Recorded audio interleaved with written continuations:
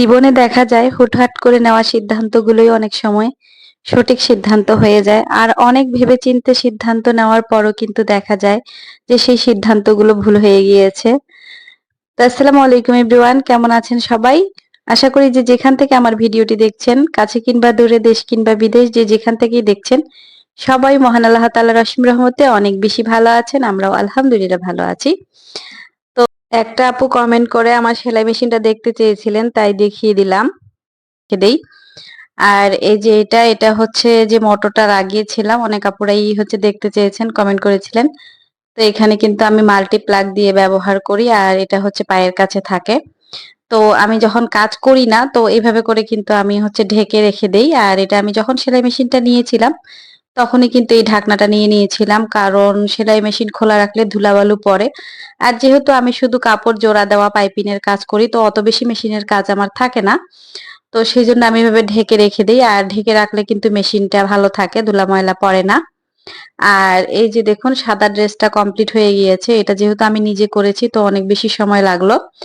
আর বুকের কাছে কিন্তু এখনো ২-১টা ফুল হবে, বাকি আছে। তো ড্রেসটা আর সবকিছু মিলে ড্রেসটা মাশাআল্লাহ এত বেশি সুন্দর হয়েছে যে কি বলবো। সাদার উপর লাল সুতার কাজ, এটা তো সুন্দর হবেই। তারপরেও কাজটা আমার কাছে কিন্তু অনেক ভালো লাগছে। আর যেহেতু আমি নিজের হাতে কাজটা করেছি, তো কাজটার সৌন্দর্য একটু বেশি হবে, এটাই স্বাভাবিক। কারণ এটা আমার কাজ। আমি যেইভাবে ভালোবেসে কাজটা করব, অন্য কেউ করবে না। তো এই যে পিছন পাটে মানে ব্যাক পার্টটাতে কিন্তু নিচের দিকে আমি পাড় দিয়েছি। আর খুবই সুন্দর হয়েছে কাজটা, একদম নিখুঁত আর সুন্দর।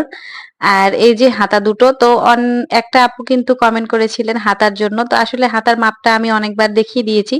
তো উনি বলেছেন ২২ ইঞ্চি মানে কিভাবে? তো এই যে এদিক দিয়ে আর এদিক দিয়ে ২ দিক দিয়েই কিন্তু ২২ ইঞ্চি থাকবে। এরকম ২২ ইঞ্চি ২২ ইঞ্চি করে ২ টা টুকরা থাকবে। টুকরাটার লম্বার দিক দিয়ে বা আরের দিক দিয়ে ২ দিক দিয়েই ২২ ইঞ্চি করে থাকবে। আর আমি প্রাইড কটন কিংবা হচ্ছে ভয়েল কটন যেটা দিয়েই কাজ করি না কেন, হাতার এই মাপটাই নিয়ে থাকি। আর এটাই কিন্তু একদম পারফেক্ট হয়। যদি কোনো হেলদি আপুরাও থাকেন, তো মাপটা একদম সঠিক হয়, হাতায় কোনো জোড়া পড়ে না। আর যদি হেলদি আপুদের জন্য হাতের মাপটা একটু কম নেই, মানে কাপড়টা একটু কম নিয়ে নেই, তাহলে কিন্তু হচ্ছে হাতের কাজ হওয়ার পর ওয়াশ করার পরে কিন্তু কাপড়টা ক্ষেপে যায়, তখন একটু ছোট হয়ে যায় বা অনেক সময় দেখা যায় যে হাতায় জড়া পড়ে, সেটা ভালো লাগে না। আর এই কালারটার কথা কি বলবো, গাজর কালার। এটা আমার কাছে গাজর কালারের মতো লাগছে, কিন্তু এটা হচ্ছে বাঙ্গি কালার। এত সুন্দর এই কালারটার, এত সুন্দর কাজটা হয়েছে মাশাআল্লাহ। কালারটা কিন্তু আপ ডাউন করছে, এটা বাঙ্গি কালারের। আর সুতাগুলো দেখুন এত সুন্দর ম্যাচিং হয়েছে, নিচের দিকে একটা পাড় আছে। আর গলার কাছে কোনো ডিজাইন করে কাজ না থাকায় নিজের খুশি মতো গলার ডিজাইন দিয়ে ড্রেসটা তৈরি করতে পারবেন। তো এখানে কিন্তু জোড়া লাগানোই ছিল কাপড়টা, তো আমি কেটে নিচ্ছি। আর এটা কিন্তু কালারটা ডিপ, এখানে একটু ফ্যাকাশে লাগছে কারণ মাঝে মধ্যে কালারটা অরিজিনাল কালারটা আসছে, আবার মাঝে মধ্যে কালারটা একটু ফ্যাকাশে হয়ে যাচ্ছে। আর এই যে এই কালারটা, এটাই কিন্তু অরিজিনাল কালারটা। সুতা ম্যাচিংটা যে এত সুন্দর হবে আর ডিজাইনটা যে এত সুন্দর হবে মাশাআল্লাহ, আমি কখনোই কল্পনা করতে পারিনি যে এই ড্রেসটা এত বেশি সুন্দর হবে। তো এই ডিজাইনের আরো কিছু ড্রেস তৈরি করব অন্যান্য কালারের উপরে। তো এই যে এটা কিন্তু গলা হবে পিছন দিক দিয়ে, এটা ব্যাক পার্টটা। আর পুটের কাছে মানে হচ্ছে ২ পুটের কাছে ২ টা ফুল পড়বে, খুবই সুন্দর লাগবে। আর আমাকে তো সামনের দিকটার চেয়ে ব্যাক পার্টটাই মানে বেশি ভালো লাগছে, ফ্রন্ট সাইডের চেয়ে ব্যাক সাইডটাই যে এটা এত বেশি সুন্দর লাগছে ছিটানো ফুলগুলা। আর ছিটানো ফুলগুলা কিন্তু আমি অনেকগুলো দিয়েছি পুরা ড্রেসটাতেই, মানে পুরা ব্যাক পার্টটাতেই ছিটানো ফুল পড়বে দেখুন। মাশাআল্লাহ, কালারটা কিন্তু আপ ডাউন করছে, তাই বোঝা যাচ্ছে না। আর এই গরমে কিন্তু হচ্ছে প্রাইড কটনের হাতের কাজের ড্রেস খুবই ভালো হয়, কারণ প্রাইড কটন কাপড়টা যেমন পাতলা হয়, তেমনি কিন্তু পরতে আরামদায়ক। আবার কালারটাও সহজে ডিসকালার হয় না, অনেক দিন ইউজ করা যায়। আর এটা হচ্ছে হাতাটা তো কমপ্লিট, কিন্তু হচ্ছে হাতাটার একটা ফুল আমাকে করতে হবে। আর এটা হচ্ছে ওড়নাটা। ড্রেসগুলো কিন্তু এখনো ওয়াশ করা হয়নি। সবেমাত্র ঈদ পার হলো, তো এখন আস্তে ধীরে ড্রেসগুলো ওয়াশ করে নিব। আর ঈদের পরে কিন্তু ঈদ তো শেষ, ঈদের পরে বলছি মানে ২৪-২৫ তারিখের দিকে আমার বাচ্চাদের পরীক্ষা, তো সেই জন্য একটু ব্যস্ততার মধ্যেই আছি। আর এই কুরবানির ঈদে কিন্তু আমরা কোথাও বেড়াতে যাইনি, যেহেতু ২ ছেলেরই ঈদের পরে পরীক্ষা শুরু, তাই ওদের বড়টা তো নিজে নিজে পড়তে পারে, আর ছোটটাকে একটু দেখে শুনে রাখতে হয়। ওর বাসার কাজগুলো বাসায় আমাকে বসে থেকে করাতে হয়, ও কিন্তু নিজে নিজে করে না। যেহেতু ও ছোট আর একটু অসুস্থ, আপনারা তো জানেনই, আমি একটা ভিডিওতে বলেছিলাম যে আমার ছোট ছেলেটা স্পেশাল চাইল্ড। তো ওর পিছনে একটু স্পেশাল কেয়ার আমার করতে হয়। তো সবকিছু মিলে কিন্তু একটু সময় কম এখন। আর যেহেতু ওর পরীক্ষা, তো আমাকে একটু সময় দিতে হবে ওর পিছনে, ওকে একটু দেখতে হবে, কেয়ার করতে হবে বেশি বেশি। আর এখন ঈদের সময় কিন্তু সব ভাড়াটিয়া নিজের নিজের গ্রামের বাসা গিয়েছেন। তো ছাদে কিন্তু কাপড় মেলার মতো মানুষ নেই, তো এই সময় যদি কাপড়গুলো ওয়াশ করে নিতে পারতাম ভালো হতো।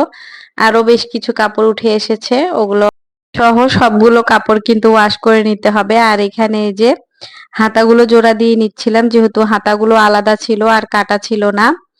তো আমি যখন আপনাদেরকে সেলাই মেশিনটা দেখালাম, তো একটা তুলোর কিন্তু বালিশ ছিল ছোট। তো সেই বালিশটার ইউজ কিন্তু হচ্ছে যেটা পাদানির কাছে থাকে, যেটার উপর চাপ দিলে মোটরটা চলে, সেটার মাঝখানে আমি দিয়ে দিয়েছি।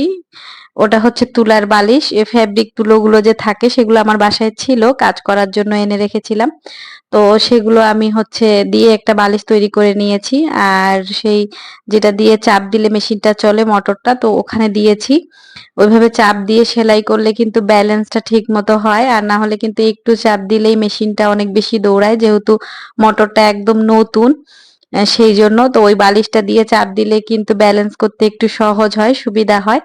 চাপটা আর কি খুব দ্রুত লাগে না, একটু আস্তে ধীরে সেলাই করা যায়। আর ওই বালিশটা ছাড়া কিন্তু একদমই একটু চাপ দিলেও মেশিনটা অনেক বেশি দৌড়ায়, ব্যালেন্স করা যায় না। আর এই যে ব্যাক পার্টের ফুলটা দেখুন, ব্যাক পার্টে কিন্তু এরকম একটা ফুল আছে আর এরকম একটা পার আছে নিচের দিকে, আর ছিটানো ফুল কিন্তু দেইনি। আর এটা হচ্ছে হাতাটা, এটার হাতাটাও কিন্তু এমনি খোলাই ছিল, এটাও লাগিয়ে নিব। তো কাজ করার আগে খোলা ছিল, এইভাবে কাজ করতে একটু সুবিধা হয়। আর ব্যাক পার্টটা অল্প যেহেতু কাজ, একদম পরিষ্কার। আর সামনের পাটটা দেখুন কতটা, কাপড়টা কাজ করার পরে ছোট হয়ে গিয়েছে, ব্যাক পার্টের তুলনায় সামনের পাটটা দেখুন কতটাই ছোট। তো আমি সেই জন্য বলি যে যখন আপনারা কাজ করবেন, সাইডের কাপড় ছোট হলে কোনো সমস্যা নাই, এত বড় বডি বা ঘের কারো লাগে না, অনেক কাপড় নষ্ট হয়। কিন্তু এই যে ঝুলের দিক দিয়েও কিন্তু কাপড়টা হচ্ছে এখানে 4 আঙ্গুল, আমি সামনের কাপড়টা পিছনের কাপড়ের চেয়ে বড় নিয়েছি, মানে ব্যাক পার্টের চেয়ে সামনের যে ফ্রন্ট পার্টটা আছে সেটা 4 আঙ্গুলের মতো আমি বড় নিয়েছিলাম। কারণ হচ্ছে ওয়াশ করার পরে কিন্তু কাপড়টা ছোট হয়ে যাবে, এমনিতেই কাজ করার পরে ছোট হয়ে যায়, তারপরে ওয়াশ করার পরে ছোট হয়ে যায়। তো এই যে এগুলো হাতা লাগানো হয়ে গিয়েছে, দেখুন এখন কত সুন্দর লাগছে আর বড়সড় মনে হচ্ছে।